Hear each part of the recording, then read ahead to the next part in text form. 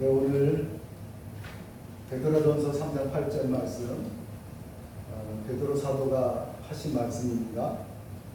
마지막으로 말하노니 그러면서 우리에게 하신 말씀은 긍휼한 마음을 가지고 살아가라는 거예요. 참 베드로가 어떤 사람입니까? 베드로를 우리는 다혈질이라고 하기도 하고 성격이 급하다고 합니다. 그런데 세상에 잘 참는 사람이 몇 사람이랍니까? 다 급하고 다혈질 그런 사람이 한국에는 많습니다. 그런데 베드로가 그 예수님을 잡으러 온 말고의 길을 짜는 사람 아닙니까? 그런데 어떻게 이렇게 사람이 변했습니까? 예수님 만나서 변한 겁니다. 예수님을 잘 만나면 변해요. 근데 가짜로 만나는 사람들은 안 변하더라고요. 내 주변에 보니까 옛날보다도 악해졌더라고요. 교회를 다녀도 참 그 고약한 마음을 가지고 살아가요. 아주 이기적입니다. 난 그런 사람들 보면서 예수님을 만나지 않으면요 다 소용없어요. 예수님을 앞에서 자기의 그 욕심과 자아가 다 죽어야 됩니다. 그런데 안 죽어요, 사람. 저도 마찬가지로 제 자아와 욕심을 죽이려고 많이 기도하죠. 참 우리는 이 세상에서 여러 가지 일을 겪다 보면 분노하고 또 혈기가 나고 화를 냅니다. 그게 사람의 심정이에요. 사람의 죄성이에요. 그런데 마음을 같아요 동정하며 형제를 사랑하며 불쌍히 여기라고 했어요. 이 베드로가 이런 말을 했다는 것은 참 그가 얼마나 삶이 달라졌는지를 우리가 알 수 있어요. 우리 인생은요 달라져야 돼요. 달라지지 않으면요 과거보다 더 악하게 살다가 죽는 거예요. 90년을 살면 뭐합니까? 못된 그런 못된 짓만 하고 다른 사람 괴롭히고 이 세상에 그 이웃을 괴롭히고 국민을 괴롭히는 사람들이 얼마나 많습니까? 특히 저 정치인들 보세요. 그 사람들이 인간 이하의 그 모습으로 살아가는 걸 보면 저것들이 양아치인지 그럴 정도로 생각이 나요. 우리가 그런 인간들에 대해서도 긍휼히 여겨야 하나 불쌍히 여겨야 하나 이런 생각이 들 정도로 악한 자들이 있어요. 사도 바울은 이제 소아시아에 있는 교회들에게 이 편지를 보냈거든요. 그러면서 긍휼한 마음을 가지고 형제들을 불쌍히 여기라고 하는 거죠. 교회 안에서는 형제들을 불쌍히 여기는 마음이 필요합니다. 그렇지 않으면 교회는 냉랭한 교회가 되죠. 아마 그래서 이 소아시아 교회들에게 서로 돕고 형제처럼 지내라. 잘 좀 불만 있고 불편해도 내 마음에 들지 않아도 좀 이렇게 너그럽게 불쌍히 여기라. 인간은 다 그런 것이다 라고 말하는 것 같아요. 그런데 우리 한국인들 보면 우리 한국 사람들을 긍휼히 여기지 않아요.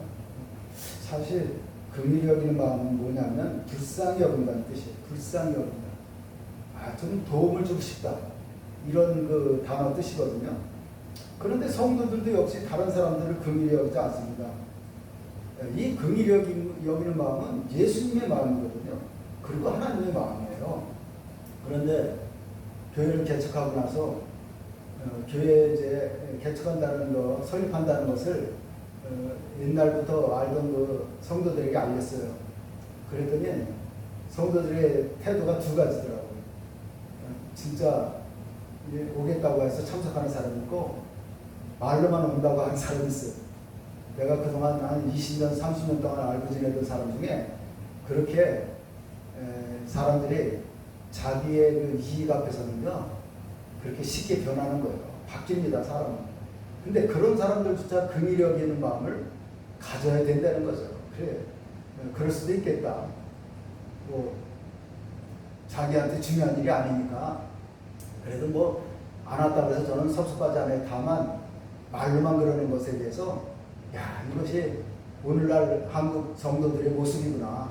말로만 신앙생활 하는구나. 실천하지 않는구나 해서 거기서 자괴감을 느끼는 거죠. 거기서 좀 참담한 마음을 갖는 거죠. 참 불쌍히 여기고 싶은데 당신들은 그렇게 살면 안 된다라는 일침을 놓고 싶어요. 하나님은 우리들을 불쌍히 여기셔서 예수님을 보내셨잖아요. 우리 죄인들이에요. 죄인들인데 자기 죄를 모르고 자꾸 다른 사람들에 대해서 다른 사람을 정말 대할 때 각박하게 냉정하게 대하는 모습이 있어요. 근데 죄인이지만은 우리가 죄인의 모습을 항상 살 수는 없잖아요. 그래서 거듭나가지고 이제는 과거의 죄인의 모습으로 살던 그런 그 못된 그런 성품들을 다 버려야 되는 거예요. 남을 갖다가 약속을 안 지키고 남을 배신하고 말이에요. 남에게 피해를 주고 이런 것들은 안 된다는 거죠. 죄인이지만은 죄인으로 살지 말라고 예수님이 오신 거예요. 그냥 계속해서 70년, 80년, 90년을 죄인으로 살라는 건 절대 아닙니다. 근데 사람들은 죄인으로 살아요. 그렇게. 그리고 예수 믿고서 조금도 달라진 게 없어요. 한 개도 달라진 게 없어요. 그저 옛날에 가졌던 그런 그 야비하고 그 이기적이고 영치 없고 그렇게 또 뻔뻔하고 그런 모습들을 보이면서 사는 장로, 권사, 집사들이 있어요. 참 품격이 없습니다. 그리고 경박합니다. 가볍습니다. 제가 이렇게 뭐 비난하는 것 같지만 그건 실제로 그렇다는 거예요. 실제로. 그래서 그러면 안 된다는 거예요. 예수 믿는 사람은 모든 일에 의롭고 모든 일에 본받을 만하며 그리고 착하고 겸손하고 이런 것들이 얼마나 그 좋은 성품들이 많습니까? 갈라디아에서도 보면 9가지 성품이 나오잖아요. 사랑, 희락.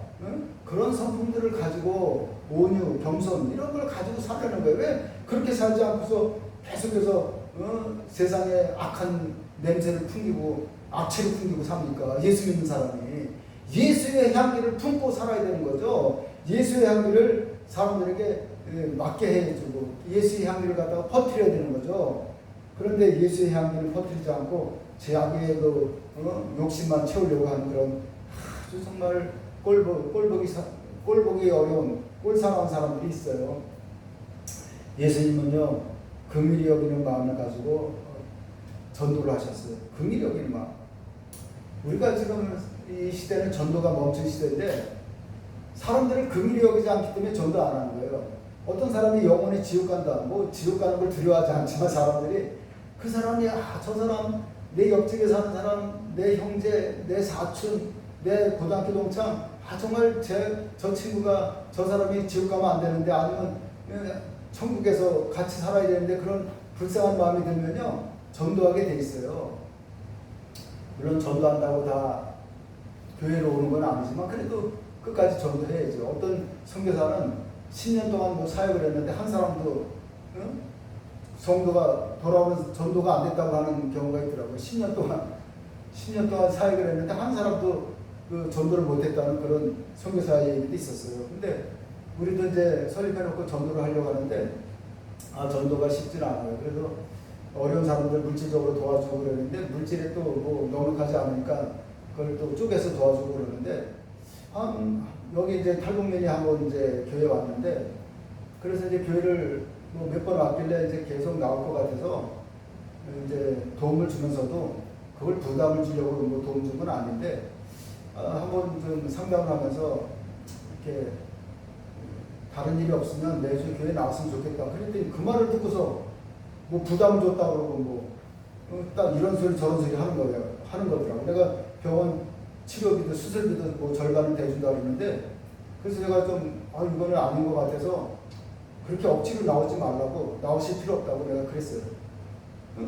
아니 뭐 한 달에 2번 나오는 것도 뭐 어렵다고 하는데 그러면 뭐 그 마음에 없으면 그럼 뭐 그런 사람이라도 내가 인내하고 기다려야 되지만 너로 불쌍히 여기는 마음을 가져야 되지만 뭐 자꾸만 내가 도움 준 거에 대해서 자꾸 시비를 거니까 그거 감사하게 받아들여야지 왜 자꾸 부담된다고 하는 거예요? 참 그런 사람 보면서 내가 뭐 그런 사람들 처음부터 긍휼한 마음을 가지고 시작을 했지 무슨 뭐 내가 교회에 그 사람을 뭐 이용해서 어떻게 이익을 취하려고 하는 건 한 개도 없어요. 뭐 교회 뭐 성도들 여기 한 30-40명이면 가득 차는데 30-40명 채우기가 쉽겠습니까?